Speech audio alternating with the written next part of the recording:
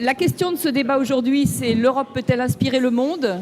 Qui peut paraître comme une question un peu provocante parce que l'Europe n'est pas vraiment au mieux de sa forme, elle est plutôt en panne d'inspiration, à commencer pour elle-même, et pas forcément très inspirante pour les autres. Donc je vais faire une très brève introduction assez cafardeuse et pessimiste, en espérant que les invités et les intervenants de ce débat sauront me contredire. Je n'attends que ça. L'Europe est menacée à l'extérieur, elle est moins sûre que jamais de la solidarité transatlantique. Elle se retrouve aux prises avec les grandes puissances internationales, la Chine, la Russie, les États-Unis, l'Inde, qui ne croient pas au multilatéralisme et qui ne marchent qu'au rapport de force. Et donc, au moment où l'Europe aurait le plus besoin d'exister, elle est gagnée par des passions populistes, nationalistes, anti-européennes. Elle est tiraillée par des lignes de fracture. Elle se déchire entre l'Est et l'Ouest sur les questions d'immigration. Elle se déchire entre le Nord et le Sud, entre les pays qui ont rétabli leurs finances publiques et ceux qui sont totalement dépendants à la dette. Et le Brexit qui vient par-dessus qui n'aura peut-être pas lieu, enfin, c'est mon sentiment, mais malgré tout c'est mal parti, et qui est la métaphore de cet éclatement potentiel. Donc, malgré ce pessimisme que je viens d'exposer, l'Europe est malgré tout reste un modèle de multilatéralisme. Elle a réalisé des normes dans plein de domaines. Et donc, je vais passer la parole aux intervenants en espérant qu'ils sauront le prouver. Je commence par Susanna Camusso, qui malheureusement...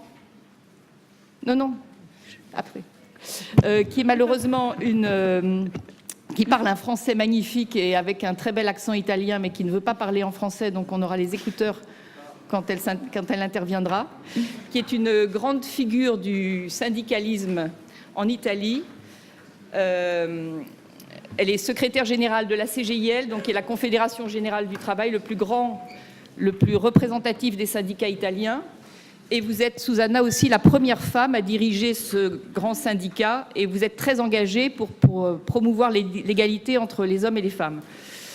Alors nous regrettons l'absence de Sigmar Gabriel, l'ancien vice-chancelier ministre des Affaires étrangères allemand, qui malheureusement est souffrant, et nous avons heureusement rencontré dans la rue un Allemand. Il y en a beaucoup au cercle des économistes. Et alors, par hasard, il se trouve que c'est monsieur Gerhard Krome, que j'ai oublié de présenter. Attendez, j'ai oublié votre titre. Voilà, c'est ça. Vous êtes ancien président du conseil de surveillance de Siemens. Donc, par hasard, dans la rue, on vous a trouvé, vous. Coprésident du groupe de la banque DDO BHF, le plus grand groupe bancaire européen, et surtout un des principaux artisans du dialogue franco-allemand. Décidément, à Aix, il y a des gens formidables dans les rues.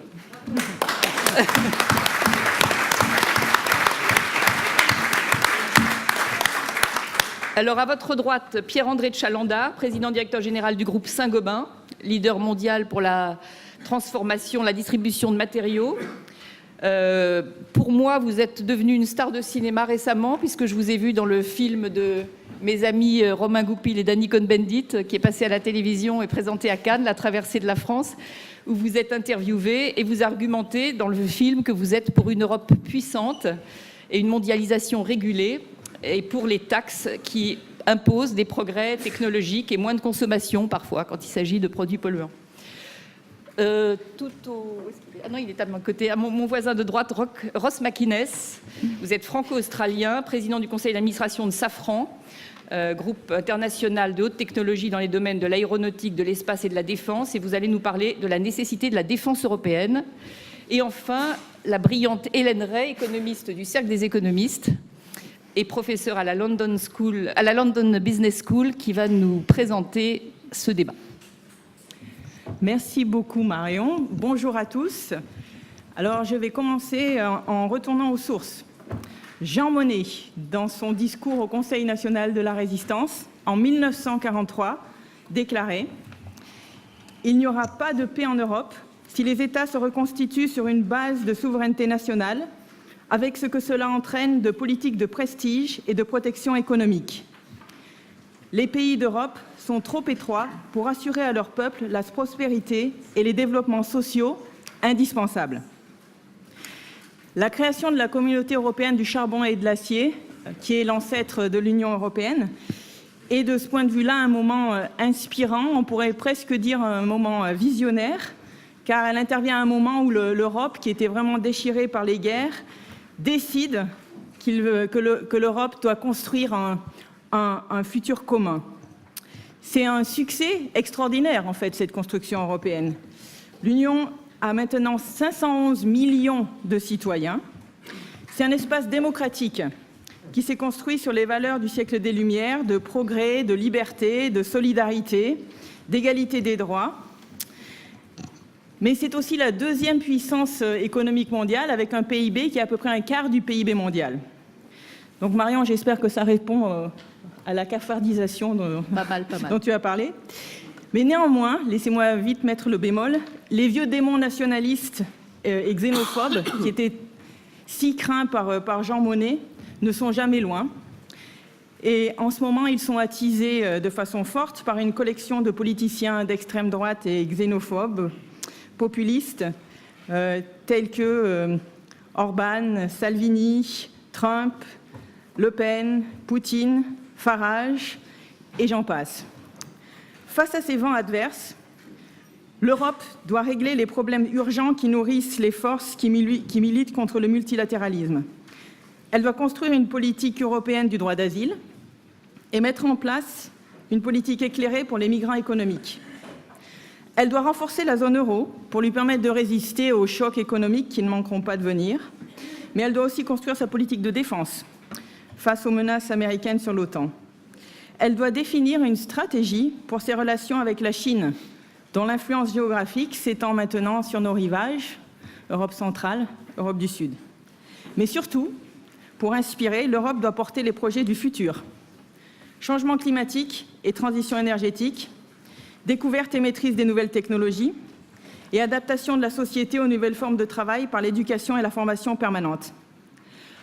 Pour rendre ces projets qui devraient inspirer les citoyens européens et du monde, l'Europe doit peser de tout son poids économique, qui est grand, dans les négociations multilatérales, pour que les normes, les régulations, les traités, les jurisprudences soient d'inspiration européenne. L'Europe doit avoir un programme ambitieux de développement technologique, de recherche et d'éducation inclusive. C'est une des voies par laquelle les valeurs européennes pourront perdurer, transformer la globalisation et inspirer le monde. Mais je suis sûre que nos panélistes en trouveront beaucoup d'autres. En tout cas, j'espère. Merci.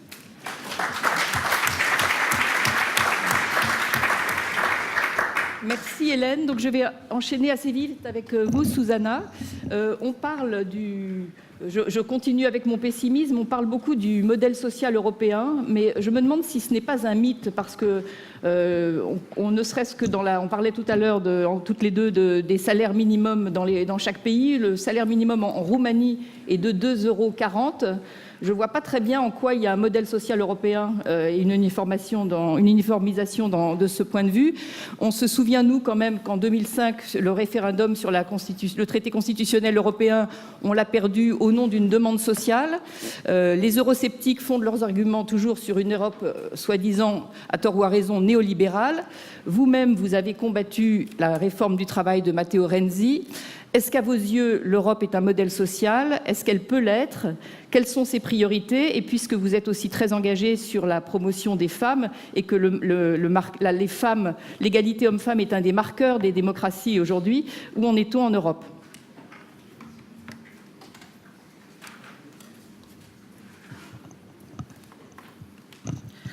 Buongiorno a tutte e a tutti. Si potrebbero dire molte cose sul modello sociale europeo, lo si può prendere da molti versanti. Si potrebbe dire ottimisticamente che la Commissione europea ha recentemente approvato il cosiddetto pilastro sociale e quindi sta occupandosi di un'Europa sociale. Io vorrei prenderla da un solo punto di vista, quello di cui non si parla mai, e cioè la divisione del reddito tra lavoro, capitale e finanza dentro l'Europa e le distanze che sono cresciute. Perché la percezione nel nostro Paese, ma in realtà in tutta Europa, che l'Europa sia il problema e non la soluzione, deriva fondamentalmente dal fatto che il processo di convergenza è un processo che si è drammaticamente interrotto. 3 esempi. Quasi tutta l'Europa, non tutta, ma quasi tutta l'Europa ha il salario minimo. Il salario minimo della Romania è sotto i 3 euro, quello della Bulgaria è sotto i 5 euro, quello belga, quello francese sono sopra i 10 euro, la Germania sta arrivando quasi ai 10 euro. E questo vuol dire che, essendo un principio fondamentale dell'Europa quello della libera circolazione, nella libera circolazione circolano anche ovviamente i lavoratori che nel momento in cui portano con sé condizioni differenti rappresentano un punto di dumping tra i lavoratori stessi. È una delle questioni che riguarda norme europee, penso alla Bolkestein e normative successive, e quindi è come i lavoratori vedano i lavoratori di altri paesi come una concorrenza sleale nei loro confronti. Secondo esempio, all'interno di una singola impresa la differenza retributiva tra un amministratore delegato, un alto dirigente e un lavoratore supera le 400 volte. Questo è un differenziale sempre più insopportabile, perché non vi è alcuna misura della qualità del lavoro che possa giustificare una differenza così alta tra le cariche dirigenziali e i lavoratori e le lavoratrici di quell'azienda. Terzo elemento, la retribuzione degli uomini e la retribuzione delle donne si vanno allontanando invece che convergere. Il differenziale medio europeo viene inteso intorno al 15%, è sempre di più un differenziale non dato dalla misura del lavoro delle persone, ma sempre più determinato da una sequenza di pregiudizi che iniziano con l'avvio delle carriere. Anche qui faccio un esempio. Studi italiani dicono che presi 2 laureati, uno maschio e uno femmina, che iniziano a lavorare nello stesso periodo, a 1 anno dall'inizio del lavoro avranno già una differenza retributiva. E siccome succede sistematicamente per tutti gli uomini e per tutte le donne, quello è un tempo che dice che è la prevalenza. Allora il tema dell'Europa sociale non può essere solo l'Europa di alcune politiche sociali. Il problema è quale Europa della convergenza e della far convergere e ridurre quelli che sono i divari, cioè in verità bisognerebbe dire che la libertà di circolazione delle persone in Europa non può avere caratteristiche differenti dalla libera circolazione delle merci. L'Europa protegge e garantisce in tutti i modi la libera circolazione delle merci, frappone ostacoli alla libera circolazione delle persone. Parlo innanzitutto delle persone che lavorano, essendo attraversata, poi so che parleremo di rifugiati e di migrazioni, ma bisogna ricordarsi che noi siamo attraversati da un grande fenomeno migratorio interno all'Europa e interno alla comunità. E quelle migrazioni interne all'Europa e interne alla comunità misurano la differenza e la distanza in ragione delle differenze di trattamento che hanno sulle prospettive e sulle condizioni di lavoro. E o quel processo tende a convergere o la misura e l'orientamento delle persone è quello dell'inquietudine rispetto a un'Europa che non corrisponde alle promesse.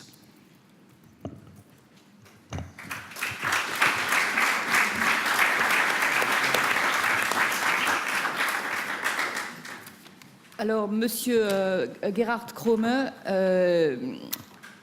ça fait 12 ans qu'Angela Merkel est au pouvoir et qu'elle attend un président français de ses rêves, qui fait des réformes structurelles, qui apporte plus de flexibilité au marché du travail, plus de rigueur dans la gestion des comptes publics.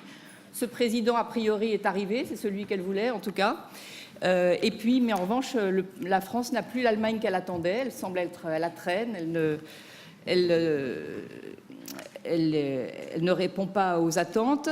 Est-ce que l'Allemagne est devenue le maillon faible de l'Europe ? Est-ce que Donald Trump, pour une fois, n'a pas raison quand il critique l'Allemagne et qu'il critique l'excédent budgétaire allemand et la faiblesse de l'engagement allemand en matière de défense ? Bref, qu'est-ce que l'Allemagne attend de l'Europe ? Qu'est-ce qu'elle espère de l'Europe ? Est-ce qu'elle croit en l'Europe ? Et qu'est-ce qu'elle peut faire ? Est-ce qu'elle est vraiment prête à jouer le jeu du franco-allemand et de l'Europe ? C'était plusieurs questions et quelques remarques que vous avez fait. Et d'abord, premièrement, tous ceux qui me connaissent eh bien, voient que c'est pas Sigmar Gabriel qui est ici. Il y a plusieurs différences, aussi physiques. Et naturellement, quand on m'a prié ce matin de remplacer Sigmar Gabriel, c'était premièrement un grand honneur, un plaisir, et deuxièmement aussi, eh bien, comme je suis un ancien là, des rencontres à Daix, et bien naturellement j'ai dit tout de suite oui. Quelques-uns ici dans la salle ont déjà vu et su que j'ai plusieurs fois dans le passé été dans un panel et j'étais un peu l'allemand des références et j'ai voulu passer le flambeau à quelqu'un d'autre. Malheureusement, eh bien, la réalité m'a rattrapé, donc je suis une fois de plus ici. Pour répondre à votre question, en effet, vu du côté d'Allemagne, on a attendu pendant pas mal de temps et l'ironie de l'histoire, maintenant la France dit présent et l'Allemagne n'est pas présent, pas pour le moment, donc je ne suis pas trop inquiet que la situation en Allemagne sur le plan politique est très stable. Ils ont des problèmes avec l'immigration, on peut en revenir là-dessus. Tout le reste, je dirais même le populisme qui est là, qui est partout, mais en Allemagne, dans son ensemble, il est très maîtrisé comparé à d'autres pays. Donc pour commencer avec quelques remarques, je suis un Européen optimiste et convaincu. Et quand j'entends tout ce qu'on dit à gauche et à droite sur l'européisme, le fait que l'Europe a des problèmes, est-ce que l'euro, est-ce que l'Europe, est-ce que ça va continuer ? Croyez-moi, quand on voit l'histoire de l'Europe, et vous avez très bien cité Jean Monnet en 1943, il faut se souvenir, c'était pas en 1948 ou c'est pas en 1952, c'était en 1943 où il a vraiment déjà eu cette vision et finalement, heureusement, il a eu raison et nous sommes en train de travailler là-dessus partout, la Commission, les gouvernements, tout le monde travaille là-dessus. Naturellement, l'Europe, c'est un progrès et quand on est en train de faire de l'alpinisme et on voit la hauteur à laquelle on veut arriver, on marche et après 3 heures on regarde encore et on se dit mon Dieu, on n'a pas fait de progrès. Quand on regarde derrière soi, on voit que mon Dieu, qu'est-ce qu'on a déjà fait? Et c'est exactement ce qui se passe en Europe.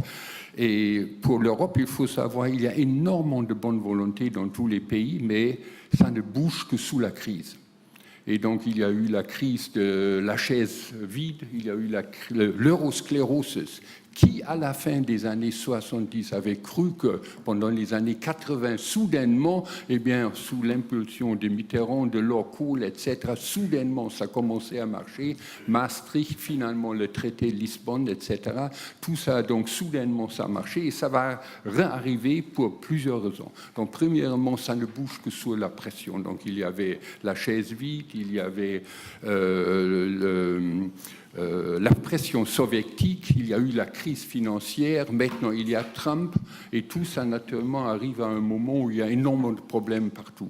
Il y a le Brexit, il y a le Moyen-Orient, il y a la mondialisation, la digitalisation, il y a le populisme, la peur, je crois, un des problèmes majeurs auxquels nous sommes confrontés. et Jean-Dominique Sénat y a très bien montré ce problème-là, c'est la peur de nos concitoyens qui, d'un côté, voient, quand ils se comparent, quand ils voient ce qui se passe dans d'autres pays, surtout dans les pays émergents, ils voient que notre niveau de vie est extrêmement élevé et ils voient que les autres veulent y arriver aussi, et on sent, on ne fait pas assez pour mériter le niveau de vie que nous avons. Et ça crée cette peur-là avec la numérisation, comment est-ce qu'on dit? Je dis digitalisation, donc ça facilite les choses, et la globalisation, donc il y a une peur, et à nous tous, les élites, on ne peut pas dire les politiques, c'est nous. Si les élites n'arrivent pas à convaincre notre population que malgré tous les dangers à l'extérieur, à l'intérieur, finalement, avec l'Europe, ils ont une chance inouïe d'avoir un train de vie qu'ils n'auront pas sans. Et si on n'arrive pas à les convaincre, ça sera un vrai problème. Mais là, je suis relativement optimiste parce qu'on a vu tout ça pendant les 50 dernières années. Et je ne crois pas qu'il faut être pessimiste. Maintenant, laissez-moi revenir sur deux questions qui ont été déjà mentionnées, la défense, l'immigration, etc. L'Europe se fait sur le principe suivant, la solidarité et la solidité. Naturellement, pour des raisons qui sont dans la culture des pays, les Nordiques regardent plus la solidité, dans d'autres pays, on regarde plus la solidarité. Il faut voir les deux, c'est exactement notre problème européen auquel il faut trouver une solution. Et c'est pas facile. Et dans le passé, et c'est la raison, c'est un peu dommage que l'Allemagne, en ce moment, n'est pas capable de répondre aux propositions de M. Macron. Dans le passé, il y avait toujours des projets franco-allemands qui, après longue discussion avec le Nord et le Sud, ont été une base pour une politique qui a mis l'Europe sur la bonne voie. Et ça va revenir, et quand on se pose la question pourquoi, si les deux mettent quelque chose sur la table, c'est déjà un compromis. C'est déjà un compromis dans lequel les différents aspects culturels en Europe du Nord et du Sud sont déjà là. Donc 80% du compromis est déjà là. Maintenant, naturellement, il faut intégrer les pays de l'Europe de l'Est, les pays du Sud, les pays, etc. Mais finalement, ça, c'est une très bonne solution. Et là, excusez-moi, il faut que je vous presse un petit peu. D'accord. Eh bien, vous avez fait, comment dirais-je, une faute de m'inviter, parce que quand je commence à parler, je suis tellement convaincu que l'Europe, c'est exactement ce qu'il nous faut, que j'en pourrais parler des heures. Hein. Alors, je vais...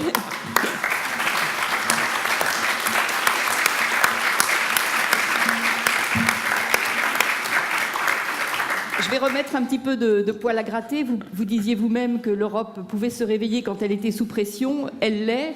Elle l'est d'autant plus qu'on a des doutes sur la solidarité transatlantique. On a même des doutes sur l'existence de l'OTAN. Certains commencent à se poser la question. Donc c'est le moment. L'Europe, comme l'a rappelé bien Hélène au début, a réussi plein de choses admirables.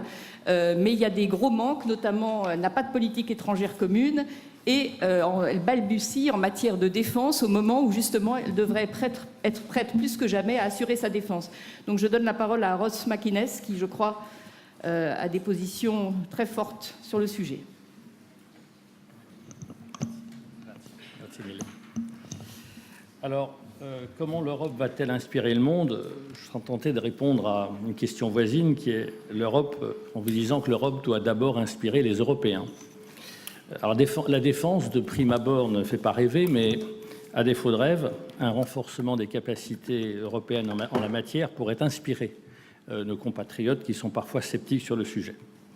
Alors, la défense ne fait pas rêver, mais au risque de froisser les pacifistes invétérés, l'état du monde ne fait pas rêver non plus. Nos concitoyens, d'ailleurs, ne s'y trompent pas. De sondage en sondage, ils redisent que leur première attente vis-à-vis de l'Europe est la sécurité, face au terrorisme, face aux États-puissances à l'Est proche et plus lointain, qui font planer de sérieuses menaces sur notre souveraineté, face à une crise migratoire évoquée, et également face aux États-Unis qui ont perdu le Nord et qui, à l'OTAN, exigent que l'Europe assume mieux sa propre défense. Ce dernier point étant probablement une recommandation valable si l'on oublie la tonalité de l'injonction et également le footnote qui l'accompagne, qui consiste à dire « vous dépensez plus, but buy American ». Ça revient à être cocu et payer la chambre, si je puis me permettre.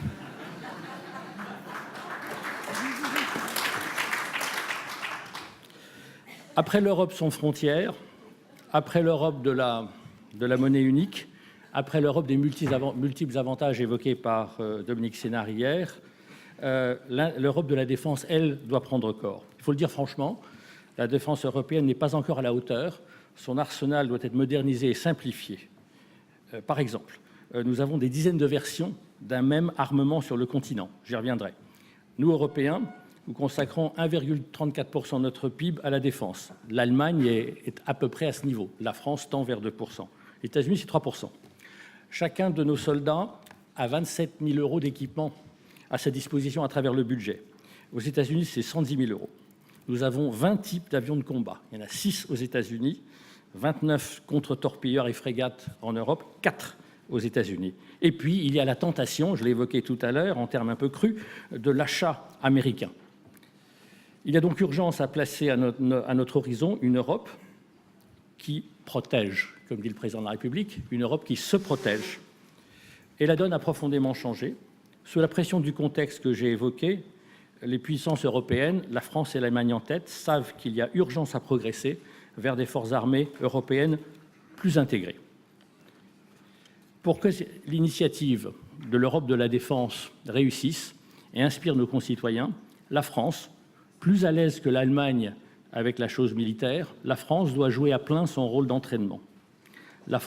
L'Allemagne ne doit pas pour autant se dédouaner de ses responsabilités et trouver un moyen de dépasser, sans l'oublier, une histoire militaire qui l'empêche parfois d'aller de l'avant. Plus largement, au-delà de la France et de l'Allemagne, les deux piliers, nous ne pouvons que nous féliciter de voir se dessiner d'ambitieux projets industriels avec l'Allemagne, avec l'Italie, mais rappelons à nos partenaires que l'on ne peut pas voyager en première avec un billet de seconde.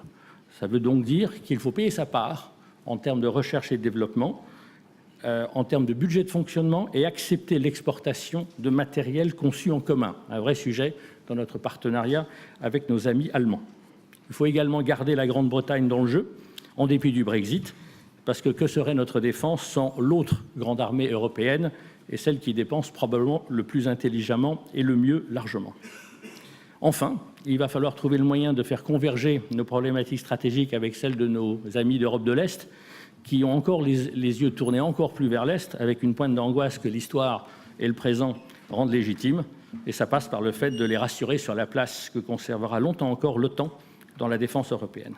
Mais le trait le plus marquant de cette nouvelle donne, c'est que ce ne sont plus les États seuls qui donneront l'impulsion, c'est le rôle prépondérant des industriels de la défense qui sont appelés à jouer dans ce projet. Et la Commission européenne l'a appris, puisque la première fois dans cette histoire, elle applique l'adage latin « si vis pacem para bellum », si tu veux la paix, prépare la guerre, et elle soutient désormais significativement un budget de recherche dans le domaine militaire. Le Fonds européen de défense verra le jour en 2021 et il sera doté de 13 milliards d'euros sur 7 ans. Les sujets de recherche ne manquent pas, comme l'avion de combat du futur franco-allemand, les drones, la cyberdéfense et d'autres projets impliquant notamment l'Italie dans le domaine naval. L'accès à ce fonds européen sera conditionné à la participation d'au moins 3 industriels de 3 pays différents, donc il faudra s'entendre.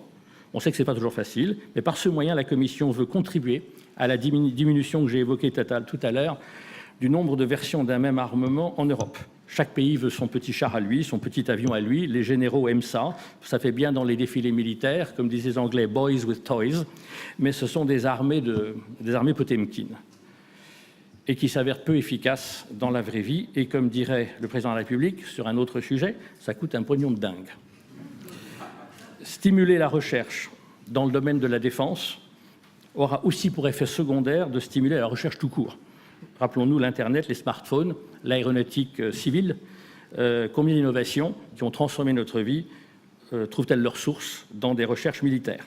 Les Américains ne s'y trompent pas, y compris en subventionnant indirectement leurs produits. Donc ce choix de la Commission aide doublement la souveraineté du continent, en renforcer sa sécurité, en contribuant à ce que les technologies en général critiques, notamment critiques, demeurent l'état de l'art. Et ça complètera avantageusement ce qui est déjà fait en matière spéciale.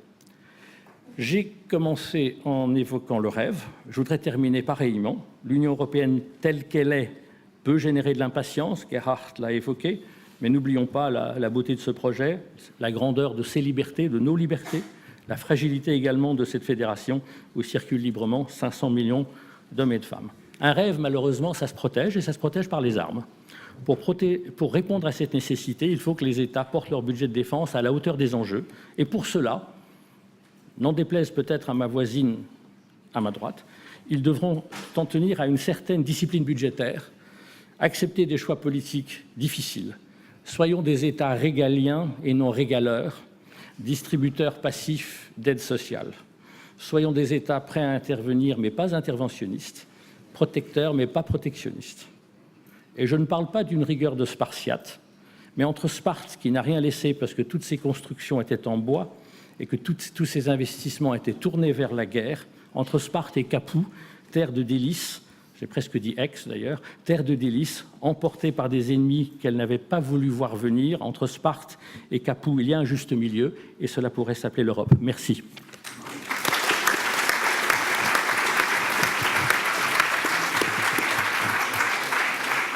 Alors, comme vous disiez, Ross, les États ne nous font pas toujours rêver, mais en revanche, est-ce que les entreprises, peut-être, peuvent supplanter aux États dans la construction de l'Union européenne? Quels sont le rôle des grandes entreprises dans ce contexte européen un peu malade et douloureux? Pierre-André de Chalandard, vous pouvez nous répondre peut-être?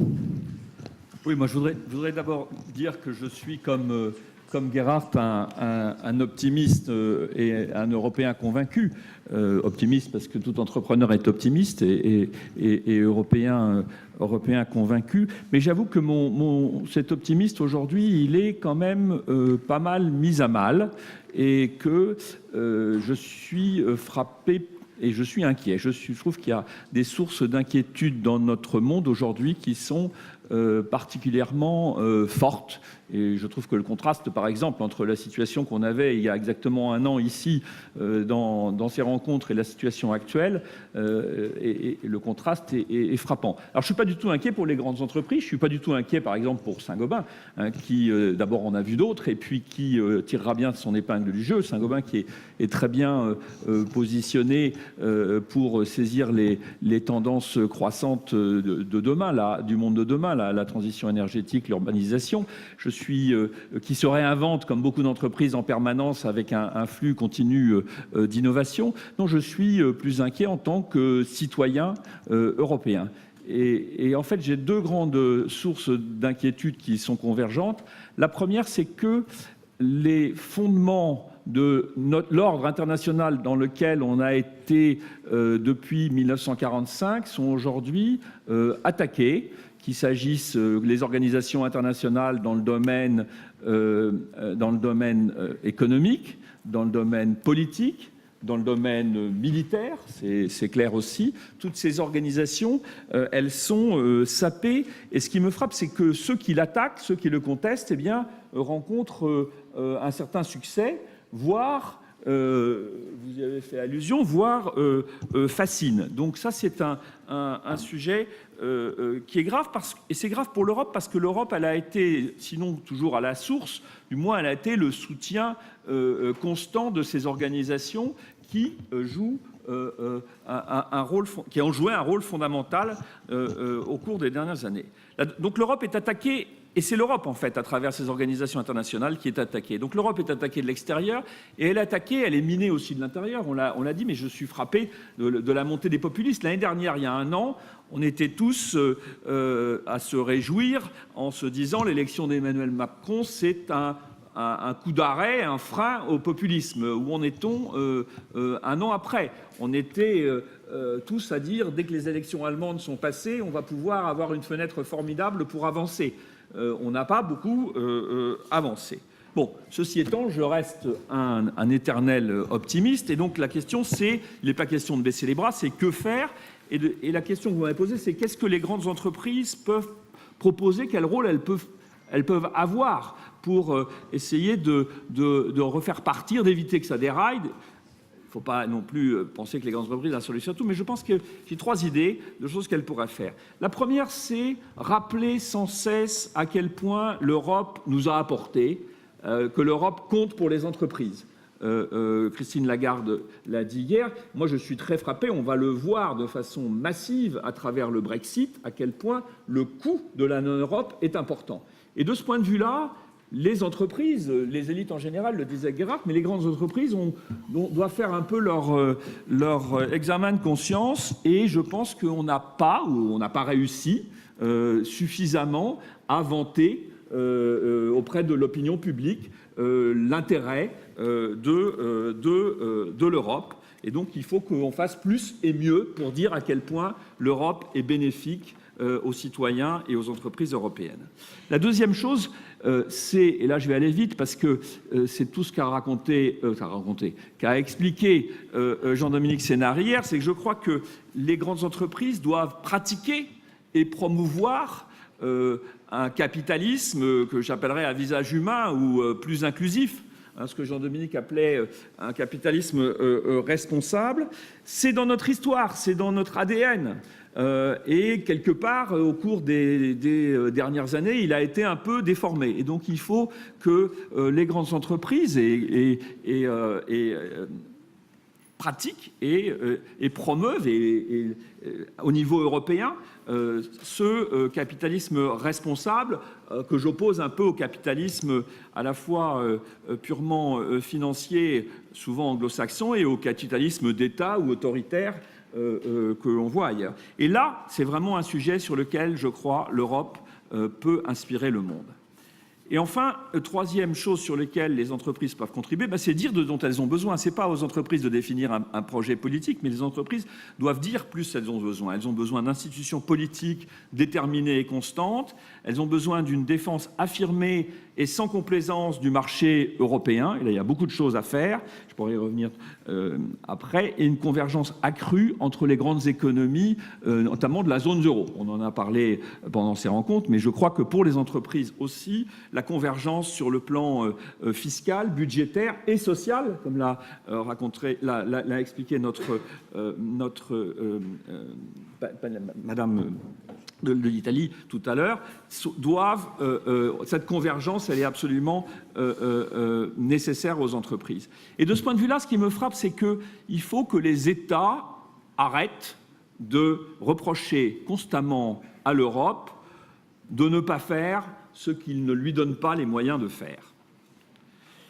Et face aux attaques extérieures, l'Europe doit être forte, elle doit proposer au monde un nouveau modèle de multilatéralisme, parce que si ces organisations internationales elles sont attaquées, il y a quelquefois des raisons logiques.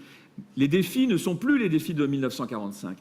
Et l'Europe doit être à la source de la revitalisation de ces organisations face à des nouveaux défis, le climat, et je pense que l'Europe est bien placée pour le faire, a commencé à le faire, les défis démographiques, les défis du numérique, ça pose notamment sur la vie privée. Donc je crois que les entreprises doivent pousser l'Europe dans cette direction. Alors, dernière question, que faire et comment faire ?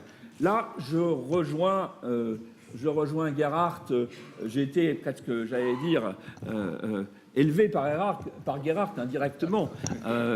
Il a été administrateur, il a d'abord commencé sa carrière chez Saint-Gobain, puis après il a été administrateur de Saint-Gobain. Et puis c'est lui qui, avec mon prédécesseur chez Saint-Gobain, a été probablement le plus grand artisan du dialogue franco-allemand au cours des 30 dernières années.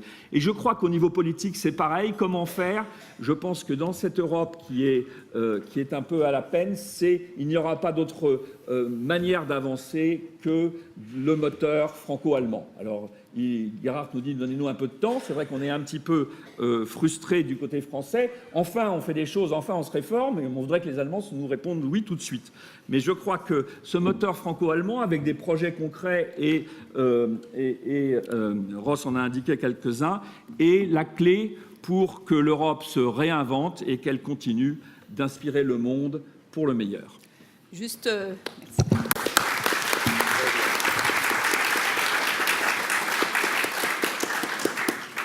Avant de vous laisser poser quelques questions, il se trouve qu'il y a un pays qui concentre tous les éléments de la crise européenne, c'est l'Italie. Et de même qu'on a un Allemand de service, on a une Italienne de service. Donc je me permets de me tourner vers vous, Susanna.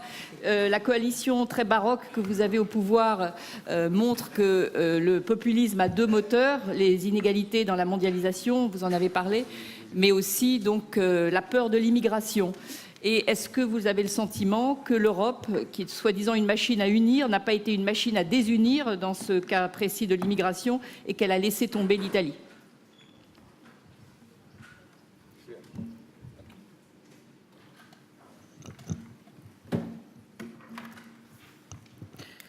La risposta è semplice, sì. L'Europa ha evitato di trovare, di costruire una soluzione che unificasse i 28 paesi rispetto a questo tema. Ha evitato di pensare, di ragionare sul fatto che le migrazioni sono quelle che provengono da sud, ma le migrazioni sono quelle che attraversano l'Europa. Faccio anche qui un esempio numerico per capirsi. I giovani italiani che sono andati all'estero sono più dei migranti che sono arrivati in Italia. Questo quando si parla, come dire, delle invasioni e così via. Ma la stessa cosa potrebbero raccontarci i rumeni, i bulgari, i cechi, i croati e così via. Allora, noi abbiamo un fenomeno di migrazione di giovani dai paesi verso i paesi, virgolette, più ricchi dell'Europa, un arrivo nella parte sud dell'Europa di migrazioni che sono in parte migrazioni richiedenti asilo, in parte migrazioni economiche, e mentre l'Europa ha assorbito in grande parte la circolazione interna, rifiuta di assorbire i processi migratori che vengono dal sud. Tutti gli accordi che sono stati fatti, penso agli accordi sul collocamento dei rifugiati tra i paesi europei, non vengono rispettati, i muri si sono alzati, le frontiere si sono richiuse, il filo spinato è ricomparso nel paesaggio europeo. L'ultimo Consiglio d'Europa è stato un disastro, perché ha sancito l'assenza di una politica europea, visto che l'unica modalità definita è quella della volontarietà dei paesi, sapendo benissimo che la volontarietà dei paesi è già come scritta nelle cose precedenti.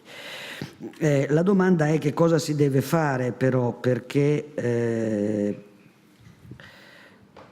non si può mai accettare l'impossibilità di costruire delle soluzioni europee.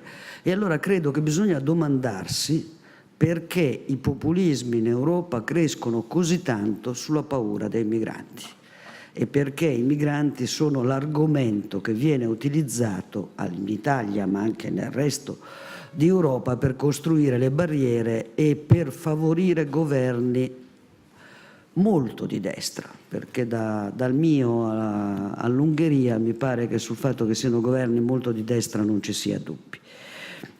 Lavorano sull'insicurezza, ma l'insicurezza è innanzitutto quella degli europei, non di chi arriva. È l'insicurezza di chi è precario, è l'insicurezza di chi non ha prospettiva di lavoro, è l'insicurezza di chi ha visto il suo reddito ridursi, è l'insicurezza di chi pensa che i giovani debbano continuare a migrare ed andarsene, ed è rispetto a queste insicurezze che bisogna agire, perché raccontare la solidarietà, che è essenziale, perché se no non siamo neanche più umani, ma raccontare la solidarietà senza dare risposte alle insicurezze delle persone non funziona, ed è la ragione per cui, si può dirlo ogni minuto, ma le riforme strutturali sono state un errore, perché sono la ragione della precarizzazione e dell'insicurezza della parte del mondo europeo, che ha perso in termini di retribuzioni, in termini di certezze e in termini di prospettive. E allora è la ricetta economica dell'Europa che non funziona e che ha determinato la crescita di ineguaglianze tra i paesi europei, e questo oggi si sfoga nelle rabbie, perché l'Italia oggi è un paese pieno di rancore, nel rancore verso chi è più debole di tutti e senza voce, perché i migranti sono i più deboli di tutti e senza voce, e su di loro si sfoga ciò che in realtà è quanto è stato determinato da una crescita molto importante della diseguaglianza nelle condizioni economiche e sociali delle persone che vivono nei nostri paesi.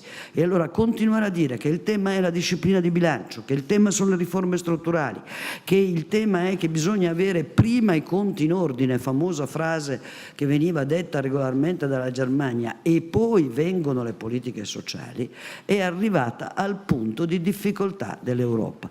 E siccome non ci possiamo permettere di perdere l'Europa, chiunque pensi che si può perdere l'Europa pensa di volere un nuovo conflitto mondiale, così la chiamiamo senza ambiguità. Siccome non ci possiamo permettere di perdere l'Europa, il problema è se alla sicurezza di quelle persone, alle loro incertezze, noi cominciamo a dare una risposta. E quella risposta si chiama poter pensare di far parte della distribuzione della ricchezza e non di essere marginali e sempre più diseguali. Je vous remercie. On a compris que votre réponse et votre proposition n'étaient ni très macronienne ni très merkelienne. Est-ce que peut-être il y a une question ou deux dans la salle avant qu'on s'arrête?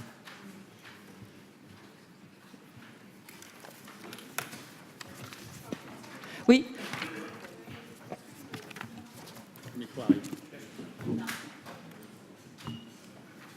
J'avais une question. J'avais une question concernant, du coup, j'ai compris les mesures que vous pronostiquez pour l'Europe, mais j'ai du mal à comprendre concrètement comment c'est possible si les sociétés des différents pays qui constituent l'Europe se sentent pas concernées, enfin se sentent pas intégrées dans l'Europe et il n'y a pas vraiment d'identité et je vois pas du coup comment ce serait applicable concrètement en fait. Qui veut répondre? Monsieur Tchalanda, peut-être? Je n'ai pas compris la question. Je n'ai pas compris la question. Oui, excusez-moi, j'ai mal entendu la question. Vous parliez un peu plus fort, on entend mal la question. Ok. Oui, ma question c'était du coup comment on peut appliquer du coup les mesures que vous proposez pour l'Europe si, enfin, comment vous pouvez les mettre en œuvre si les sociétés qui constituent l'Europe ne s'en sentent pas intégrées et enfin partie prenante de l'Europe. Je crois Enfin, de l'Union européenne. Madame Camusso avait donné une réponse, mais peut-être Monsieur Tchalanda. Les sociétés, vous voulez dire les entreprises? Non, les différentes, enfin les pays. Les pays, voilà. C'est ça. Ah ben, je pense qu'on a un gros sujet, c'est ce que j'ai voulu dire. On a un gros sujet aujourd'hui de déconnexion entre les élites au sens large hein, et les sentiments de la population. Alors ça, et on est tous un peu responsables là-dessus. Il y a un décalage d'abord entre un certain nombre de perceptions et un certain nombre de réalités. Et je pense on n'a pas. Alors normalement, c'est essentiellement le rôle des politiques, mais je pense que c'est le rôle aussi de l'ensemble des élites de mieux faire comprendre les réalités, hein, de s'amender sur un certain nombre de sujets. Et qu'il y a effectivement, comme on l'a vu, il y a besoin d'une reconnexion.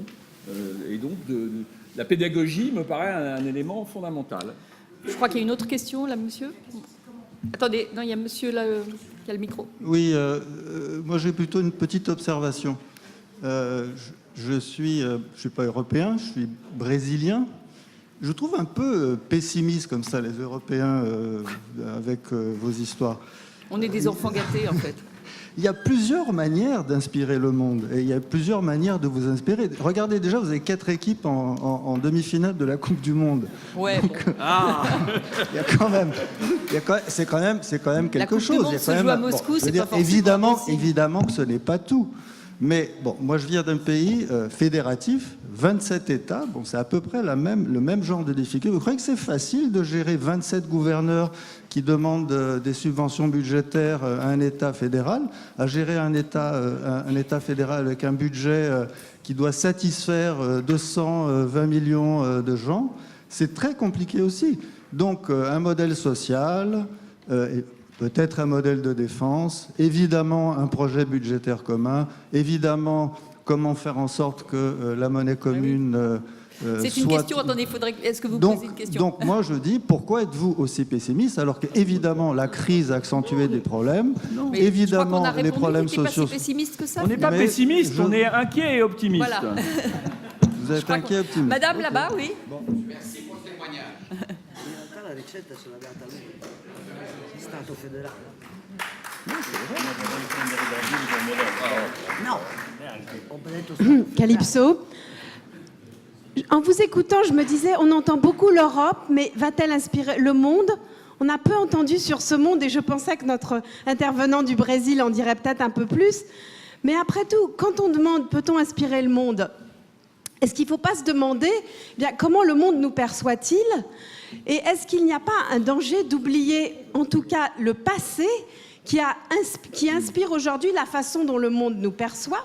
Parfois avec indifférence, parce qu'après tout, on a cette petite Europe qui décline gentiment, mais aussi avec cette mémoire de notre façon d'être des donneurs de leçons avec la mission civilisatrice du passé.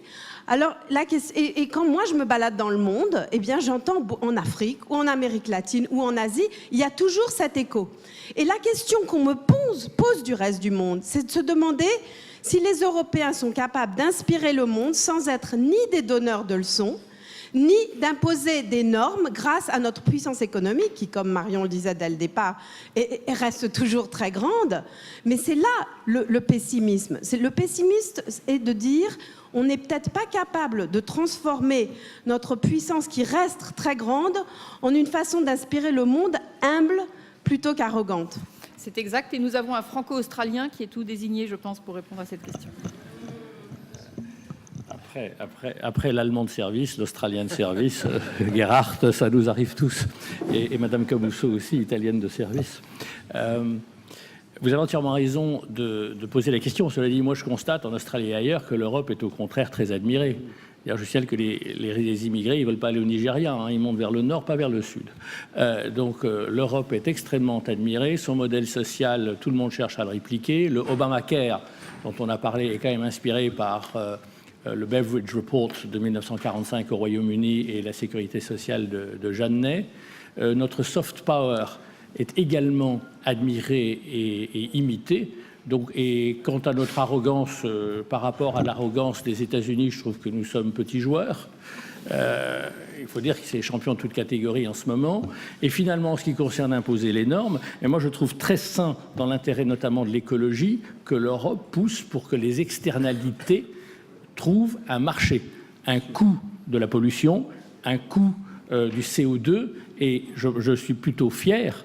Et je vois Pierre-André souhaitera certainement compléter, mais je suis administrateur d'Engie et je trouve également remarquable sur des entreprises européennes qui poussent dans ce sens-là. Donc nos normes sociales et environnementales, et là je pense que Mme Camusso ne me contredira pas, doivent être une source d'inspiration. Ce n'est pas de l'arrogance.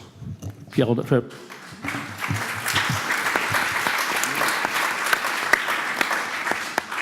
Y a-t-il une autre question? Oui, monsieur? Oui, merci.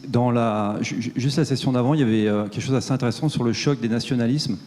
On expliquait notamment qu'en Europe, c'était dû au fait qu'on avait une sous-croissance. On était à 1% de croissance sur les 10 dernières années, alors qu'avant on était à 3%. Et donc, est-ce que l'Europe, en termes d'inspiration, elle n'a pas besoin aussi d'avoir un nouvel Eldorado, un nouveau Far West Un modèle comment, pardon? Un nouveau Far West, un Eldorado, un rêve. Ah, un Eldorado. Et alors, on pourrait aller en Asie, mais je pense que la Chine est déjà en train de faire le travail de régionalisation et ils ont la route de la soie même pour venir vers nous. Les États-Unis, mais tout le monde dit qu'ils se ressentent sur eux, mais je pense qu'ils ont quand même réussi le fait, avec leur GAFA, d'être plutôt expansionnistes au niveau digital et numérisation.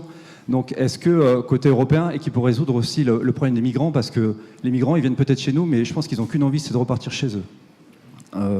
Oui, si. Je pense que ceux qui vivent actuellement dans des tentes sous le périphérique ou qui sont obligés de forcer des autolibes pour passer la nuit, et bientôt ils n'auront plus les autolibes, je pense qu'ils préféraient être à Dakar ou dans leur pays pour en profiter un peu mieux. Et donc mon point, c'est est-ce que le nouvel Eldorado, on en parle rarement, c'est pas l'Afrique pour l'Europe. Ça veut dire qu'actuellement en Afrique, il y a d'énormes besoins d'infrastructures. Il y a 1,4 milliard de personnes qui n'ont pas d'électricité, sachant que les autres, ils sont déphasés tout le temps. Ils n'ont pas l'électricité continue 24 heures sur 24. Il y a 2 milliards de personnes qui n'ont pas accès à l'assainissement. C'est-à-dire qu'à la pause, si vous voulez, en Afrique, aller aux toilettes, il faut aller dans le jardin. Donc voilà, donc je pense qu'il y a énormément de choses à faire. Et est-ce que là, il n'y a pas une responsabilité des Européens et des entreprises européennes qui regardent avant tout les zones de croissance US, Asie, pour peut-être prendre un peu plus de risques politiques, d'aller en Afrique et créer un peu des couloirs pour investir et parce qu'il y a du potentiel, il y a de la croissance et une jeunesse qui attend que ça pour rester. Vous avez raison, et je pense que ça fait partie des réflexions que mènent Emmanuel Macron et Angela Merkel. Gerhard Krömer, vous pouvez... Oui, vous avez tout à fait raison. Ce sont des problèmes qui se posent à nous, mais ils sont là, il faut les résoudre. Donc nous avons discuté un peu aujourd'hui de tout cela. Et je crois que l'Europe, pour le moment, est trop concentrée sur ses propres problèmes. Et ça explique un peu pourquoi, à l'extérieur de l'Europe, naturellement, nous ne parlons pas d'une seule voix et pas avec la force. Et là, je suis tout à fait d'accord avec ce qui a été dit, que nous sommes sur le plan software culturel, écologique, la culture, etc., etc. Nous sommes vraiment très, très forts. Malheureusement, nous n'avons pas encore la capacité de mettre toute la force que nous avons en œuvre pour que, à l'extérieur de l'Europe, ça s'est vu et ça s'est vraiment apprécié. Donc, les questions que vous avez soulevées, tout à fait d'accord, il faut les résoudre. Mais c'était toujours comme ça. Les problèmes d'aujourd'hui, ce sont les problèmes qui n'étaient pas là hier ou vice-versa. Bon, vous aurez le dernier mot, je crois, Gerhard Krömer. Je vous remercie beaucoup pour vos interventions. Merci.